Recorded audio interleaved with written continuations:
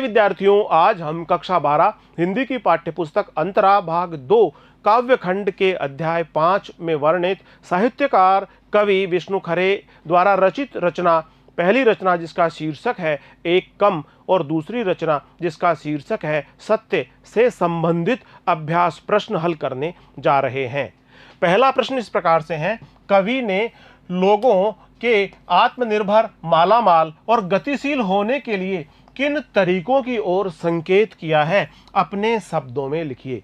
प्रिय विद्यार्थियों, इस प्रश्न का उत्तर अपने शब्दों में चाहा गया है। आप द्वारा अपने ही शब्दों में इस प्रश्न का उत्तर अपेक्षित है। इस प्रश्न का उत्तर हम इस प्रकार से दे सकते हैं, कवि ने आजादी के बाद भारत के अनेक लोगों को आत्मनिर्भर, मालामाल और गतिशील होते हुए देखा है।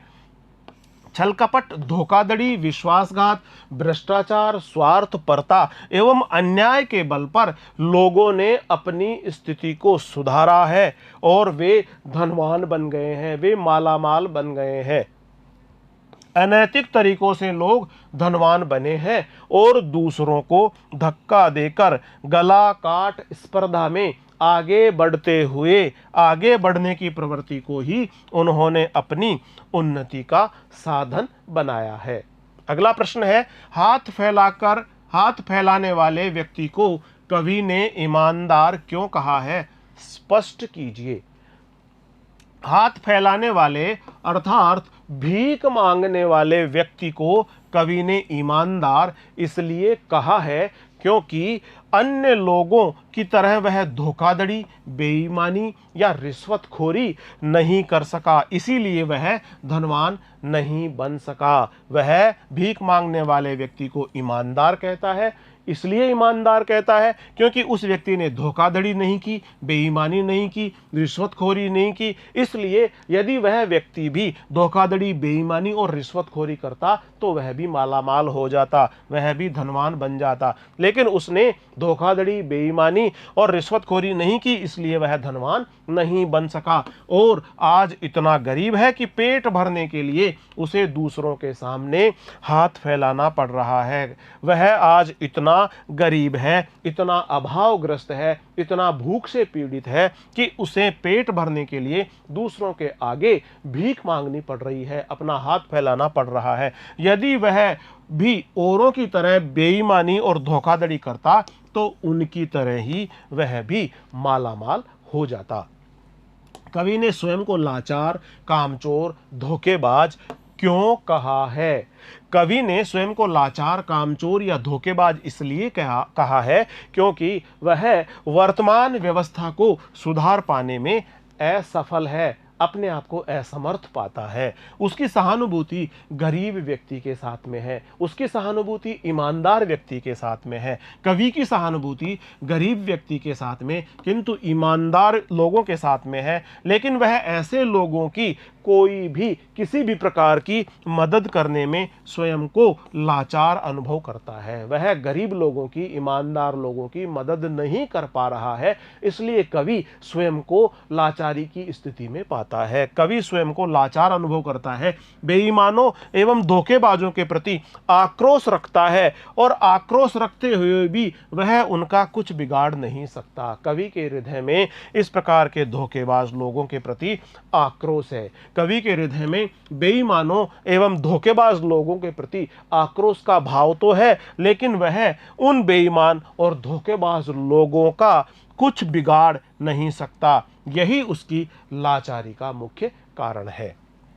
मैं तुम्हारा विरोधी, प्रतिद्वंदी या हिस्सेदार नहीं से कवि का क्या अभिप्राय है? भीख मांगने वाला व्यक्ति दूसरों की दया पर गुजारा कर रहा है और उस होड़ यानी प्रतिद्वंदिता से बाहर है। वह किसी प्रकार की होड़ में शामिल नहीं है जो समाज में सर्वत्र दिखाई पड़ रही है। समाज में जो सर्वत्र गलाकाट प्रतिस्पर्धा दिखाई पड़ रही है, वह भिखारी, वह गरीब व्यक्ति उस प्रतिस्पर्धा में शामिल नहीं है। हर कोई दूसरे से आगे निकलने की होड़ में है, किंतु यह भिखारी, यह गरीब गरीब व्यक्ति हाशिए पर चला गया है, जो विकास की दौड़ से बाहर ही हो गया है। वह पूरी तरह असमर्थ, निर्धन और आकांक्षा रहित है। स्थिति ऐसी हो गई है कि वह गरीब व्यक्ति पूरी तरह से असमर्थ हो गया है, वह निर्धन है, अभावग्रस्त है, भूखमरी से लड़ रहा है और आकांक्षा रहित है। किसी प्रकार की आकांक्षाएं भी अब उसके हृदय में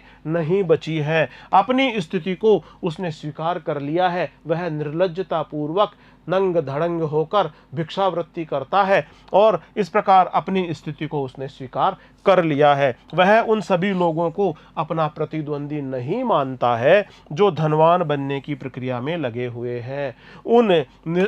उस निर्धन की धनवानों से किसी भी प्रकार की कोई होड़ नहीं है। भाव सौंदर्य स्पष्ट कीजिए। 1947 के बाद से इतने लोगों को इतने तरीकों से आत्मनिर्भर, मालामाल और गतिशील होते देखा है। इन पंक्तियों का भाव सौंदर्य स्पष्ट कीजिए। सन 1947 में देश आजाद हुआ। आजादी से लोगों को बहुत आशाएं थी, पर स्वार्थी लोगों ने देश हित में बहुत अधिक कार्य नहीं किया। देश हित में बहुत अधिक कार्य नहीं किया और देश के साथ विश्वासघात, धोखेबाजी एवं स्वार्थपरता के बल पर उन्होंने अपना स्वयं का ही विकास किया। देश के विकास की बात उन्होंने छोड़ दी, स्वयं के विकास में ही लग गए। उन्होंने विश्वासघात, धोखेबाजी, स्वार्थपरता इत्यादि के माध्यम से, इत्यादि के बल पर अपना स्वयं का ही विकास किया। वे धनवान और मालामाल हो गए।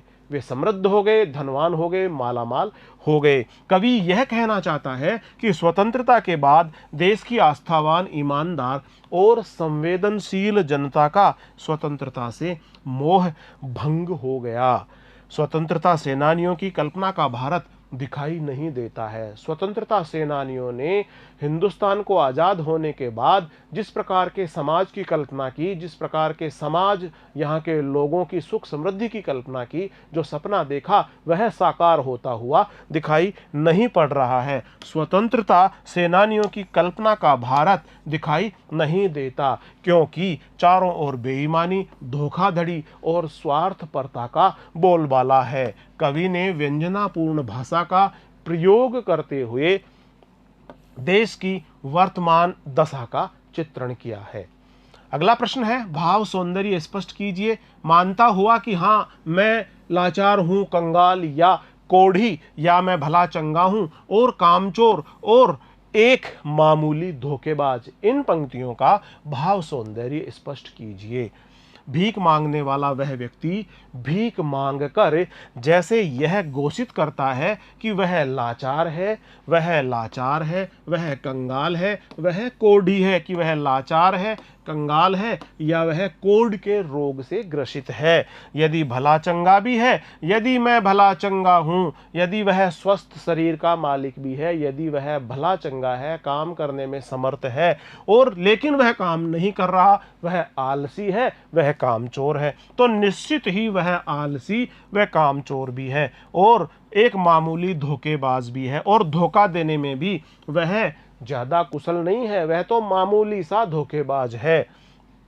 अन्यथा वह भी अन्य बेईमानों और धोखेबाजों की तरह मालामाल हो जाता। जिस प्रकार अन्य बेईमानों ने, धोखेबाजों ने धन कमाया है, वे मालामाल हो गए हैं, इसी प्रकार से ये गरीब और ईमानदार आदमी भी बेईमानी करके, छल कपट करके, धोखेबाजी से मालामाल हो सकता था। कवि यह बताना चाहता है कि आज भिखारी वही है जो धोखेबाजी या बेईमानी की कला में कुशल नहीं है। जो धोखेबाजी नहीं जानता, जो बेईमानी की कला नहीं जानता, वही व्यक्ति भिखारी के रूप में आज भीख मांग रहा है, पूरी तरह से अभावग्रस्त है। उसे अपनी भूख मिटाने के लिए भी लोगों के सामने हाथ फैलाना पड़ रहा है। कवि ने आज के ईमानदार गरीब मनुष्य के यथार्थ का सफलतापूर्वक वर्णन इन पंक्तियों के माध्यम से किया है। भाव सौंदर्य स्पष्ट कीजिए। तुम्हारी सामने बिल्कुल नंगा, निर्लज्ज और निराकांक्षी मैंने अपने को हटा लिया हर होड़ से। इन पंक्तियों का भाव सौंदर्य इस प्रकार से है। भिखारी भीख मांगकर जैसे ऐसा घोषित करता है कि अब वह विकास की दौड़ में शामिल नहीं है, घोषित करता है कि वह विकास की हर प्रतिद्वंदिता और स्पर्धा से अलग हो गया है और उसकी होड़ अब किसी के साथ नहीं है। साथ ही वह नंग धड़ंग है, लज्जा से रहित है और आकांक्षा से विहीन है। अब वह नंग धड़ंग है, लज्जा से रहित है और किसी भी प्रकार की आकांक्षाएं उस व्यक्ति के मन में नहीं है। उसका कुछ भी छिपा हुआ नहीं है और वह अभावग्रस्त एवं भूखमरी की पीड़ा में है। वह अभाव झेल रहा है, भूख की पीड़ा झेल रहा है, गरीब व्यक्ति है। प्रतीक रूप में यह देश के सामान्य जन की दशा का वर्णन है। कवि ने प्रतीक रूप में देश की जन का, सामान्य जन का प्रतीक रूप में वर्णन किया है, जो बेईमानी के मार्ग पर चलकर मालामाल नहीं हो सका, जो बेईमानी धोखेबाजी के मार्ग पर नहीं चला, जो मालामाल नहीं हुआ। इस प्रकार के देश के सामान्य जन की दशा का वर्णन इस कविता में इन पंक्तियों के माध्यम से कवि विष्णु खरे ने किया है।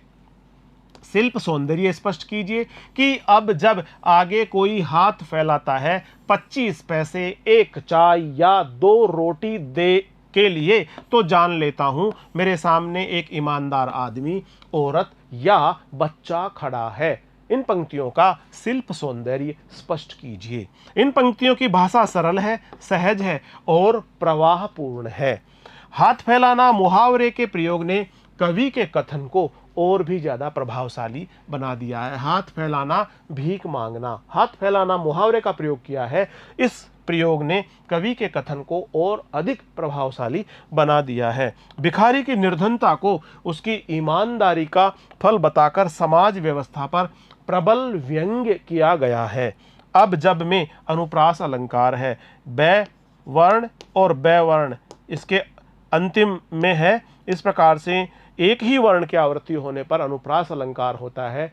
इसमें हमें अंत्यानुप्रास अलंकार का सौंदर्य दिखाई पड़ रहा है। मुक्त छंद का प्रयोग इसमें किया गया है। शिल्प सौंदर्य स्पष्ट कीजिए। मैं तुम्हारा विरोधी, प्रतिद्वंदी या हिस्सेदार नहीं। मुझे कुछ देकर या न देकर भी तुम कम से कम एक आदमी से तो निश्चिंत रह सकते हो। इन पंक्तियों का शिल्प सौंदर्य इस प्रकार से है। भाषा सरल है, सहज है और प्रवाहमयी है। भाषा में व्यंजना शक्ति का प्रयोग करते हुए यह बताया गया है कि आज सर्वत्र दूसरों से आगे निकलने की होड़ लगी हुई है, पर भिखारी सामने वाले को इस बात के लिए आश्वस्त करता है कि वह किसी भी प्रकार की होड़ में शामिल नहीं है। वह किसी भी धनवान और मालामाल व्यक्ति का प्रतिद्वंदी, प्रतिस्पर्धी या विरोधी नहीं है, क्योंकि वह इस होड़ से पूरी तरह से बाहर है। ये पंक्तियां मुक्त छंद में लिखी गई है। स्वतंत्र भारत की अर्थव्यवस्था पर व्यंग करते हुए बताया गया है कि चंद चतुर, चालाक और बेईमान लोगों ने मिलकर देश के धन को हड़प लिया है और जनता को बदहाल, फटेहाल छोड़ दिया है। अभावग्रस्त और भूखमरी की पीड़ा झेलने के लिए आम जन को छोड़ दिया गया है। सत्य कविता से कुछ प्रश्न इस प्रकार से हैं। सत्य क्या पुकारने से मिल सकता है? युधिष्ठिर विदुर को क्यों पुकार रहे हैं? महाभारत के प्रसंग से सत्य के अर्थ खोलिए। सत्य पुकारने से नहीं मिलता। युधिष्ठिर विदुर को इसलिए पुकार रहे हैं जिससे वे उनके प्रति हुए अन्याय को सुन सके और सत्य का पक्ष ले सकें। धृतराष्ट्र ने पांडवों को खांडवप्रस्थ जैसा स्थान बंटवारे में दिया। खांडवप्रस्थ पूरी तरह से जंगल जैसा था, जो विद्रोहियों से और विभिन्न प्रकार की विषम, चुनौतीपूर्ण, प्रतिकूल स्थितियों से भरा हुआ था। उसमें उसने समृद्ध और उपजाऊ भूप्रदेश अपने अधिकार में रखे। यह अन्याय ही तो था। विदुर ने इस अन्याय को चुपचाप देखा था, सहन किया था। इस अन्याय के विरुद्ध विदुर ने आवाज नहीं उठाई थी। युधिष्ठिर विदुर को इसीलिए पुकार रहे थे और सत्य जानना चाहते थे कि उन्होंने सत्य का साथ क्यों नहीं दिया, किंतु विदुर ने कोई उत्तर नहीं दिया। सत्य पुकारने से नहीं मिलता, वह हमसे दूर होता जाता है। सत्य हमारे अंतर्मन की शक्ति है, जिसे पुकारने की जरूरत नहीं है, उसे प्रत्येक व्यक्ति को स्वयं में ही पाना होगा। सत्य अपने अंतर्मन की शक्ति को बताया गया है। अपने अंतर्मन की शक्ति को प्रत्येक व्यक्ति को स्वयं को ही तलाश करना होगा। सत्य का दिखना, प्रश्न 2, सत्य का दिखना और ओझल होना से कवि का क्या तात्पर्य है? वर्तमान समय में तीव्र गति से होने वाले परिवर्तनों के कारण सत्य का कोई स्थिर स्वरूप नहीं रहा है। वह हमें कभी दिखता है तो कभी छिप जाता है। सत्य हमें कभी दिखाई पड़ता है, कभी हमारी आंखों से ओझल हो जाता है। वस्तुतः आज के समाज में सत्य को पहचानना बड़ा कठिन काम है। यही कवि कहना चाहता है। सत्य का कोई एक स्थिर रूप नहीं है, कोई एक पहचान नहीं है, इसलिए हर व्यक्ति सत्य के बारे में संशय से भरा हुआ है। सत्य और संकल्प के अंतर संबंध पर अपने विचार व्यक्त कीजिए। सत्य को वही पा सकता है जो संकल्पवान है, जो दृढ़ निश्चयी है। दृढ़ निश्चयी और संकल्पवान व्यक्ति ही सत्य को प्राप्त कर सकता है। युधिष्ठिर ने तब तक विदुर का पीछा किया जब तक वे समी वृक्ष के नीचे रुक न गए। जो व्यक्ति सत्य पर अड़िग रहने का दृढ़ संकल्प करता है, वही सत्य का पालन कर सकता है। सत्य का स्वरूप बदलता भी रहता है, अतः सत्य की सही पहचान संकल्प शक्ति से ही संभव हो पाती है।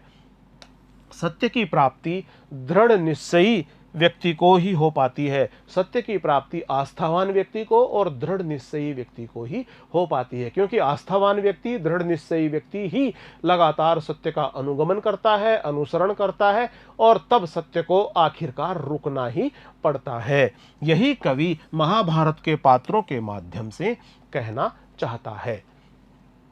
युधिष्ठिर जैसा संकल्प से क्या अभिप्राय है? युधिष्ठिर जैसा संकल्प का अभिप्राय यह है कि दृढ़ निश्चय के साथ में, संकल्प शक्ति के साथ में भर जाना। युधिष्ठिर जैसा संकल्प का अभिप्राय है दृढ़ निश्चयी होना। सत्य की प्राप्ति के लिए युधिष्ठिर जैसा संकल्प चाहिए। उन्होंने जीवन पर्यंत सत्य का पालन किया। धर्म के पथ पर चलकर सत्य का पालन युधिष्ठिर ने सदैव जीवन पर्यंत किया, चाहे उससे उन्हें व्यक्तिगत रूप से हानि हुई हो या लाभ मिला हो। उन्होंने जीवन पर्यंत सत्य का पालन किया, चाहे इससे उन्हें व्यक्तिगत रूप से हानि हुई हो या लाभ मिला हो। यदि कोई व्यक्ति युधिष्ठिर जैसा संकल्प लेकर के सत्य की खोज करता है, तभी वह सत्य को प्राप्त कर पाता है। किसी भी व्यक्ति में जब युधिष्ठिर जैसा संकल्प हो, युधिष्ठिर जैसा दृढ़ निश्चय हो, तभी वह व्यक्ति सत्य को प्राप्त कर पाता है। सत्य कह पहचान हम कैसे करें? सत्य की पहचान हम कैसे करें? कविता के संदर्भ में स्पष्ट कीजिए।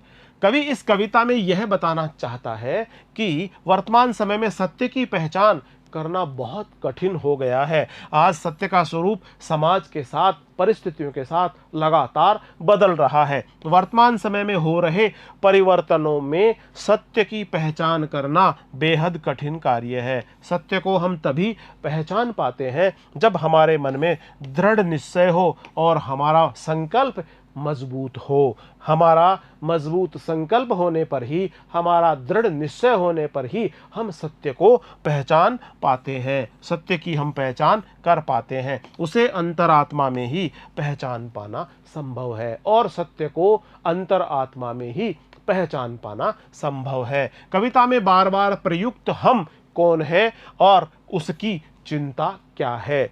कविता में बार बार हम शब्द का प्रयोग कवि ने वर्तमान पीढ़ी के उन लोगों के लिए किया है जो इस संसार में हैं। बदलते हालात में सत्य का स्वरूप स्थिर नहीं है।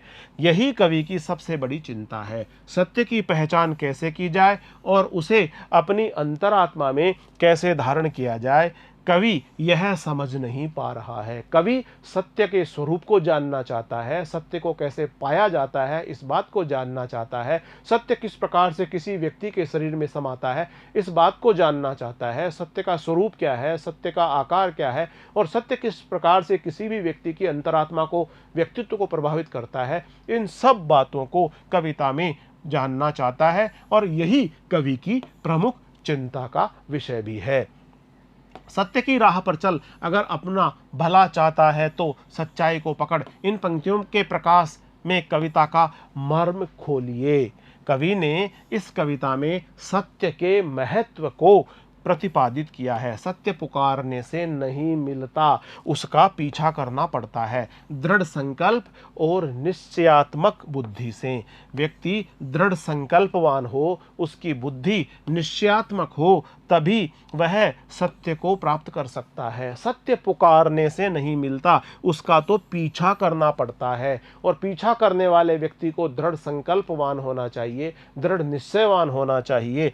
वह हमारी अंतरात्मा की आवाज है, वह हमारी अंतरात्मा की चमक के रूप में मौजूद है। कविता में महाभारत के पात्रों के माध्यम से कवि ने बताया है कि यदि व्यक्ति अपना भला चाहता है तो उसे सत्य की राह पर निरंतर चलते रहना चाहिए, सत्य का निष्ठा से अनुगमन करते चलना चाहिए, तब सत्य अवश्य ही प्राप्त होगा।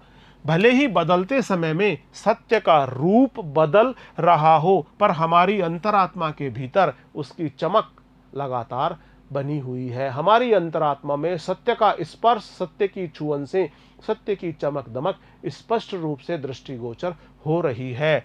सत्य का एक प्रकाश पुंज है, सत्य एक प्रकाश पुंज के रूप में है जो हमारे भीतर तब समा जाता है जब हम निरंतर सत्य की राह पर चलते हैं। हम लगातार सत्य की राह पर चलते हुए अपने आप को सत्य रूपी प्रकाश पुंज से जगमगा लेते हैं। हमारे भीतर सत्य एक प्रकाश पुंज है जो हमारे भीतर समा जाता है, हमारे शरीर में प्रवेश कर जाता है, हमारे व्यक्तित्व के साथ मिल जाता है और हम निरंतर सत्य की राह पर चलते रहते हैं। ऐसा होने पर सत्य हमारे भीतर समा जाता है।